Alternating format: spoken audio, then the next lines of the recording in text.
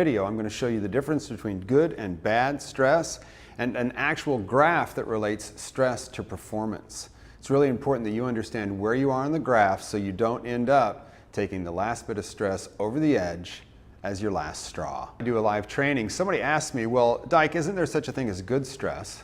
And the answer is yes. Stress can be good. It all depends on where you are on the stress versus performance graph. So let me just show that to you over here.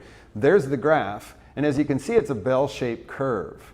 On the left-hand side, where there isn't very much stress, you don't get much performance. As a matter of fact, people can get bored and check out.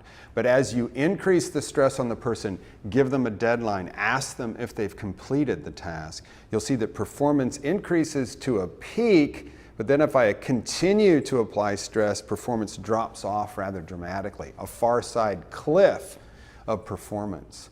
So there is such a thing as good stress. It all depends on where the person is on the graph on that day. Now, here's the big problem. Here's where I think most healthcare work teams are sitting in an average office day. Here's the graph. Look at that orange line.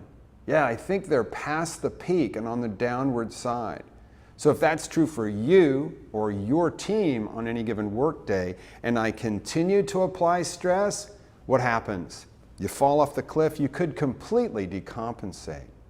So the difference between good stress and bad stress depends on where you are on the curve. The problem is that as a physician, you've been trained specifically to ignore your stress levels, to not be aware of them at all. So this is one of the key leadership skills as you move forward in your practice, to notice what your stress level is today. Even better, notice what your team's stress level is today. So you can figure out whether today you apply a little more pressure to get a little more performance, or you back off the pressure and that actually improves the team's performance. So there it is, the connection between good and bad stress depends on where you are on the curve. Notice that first before you put any more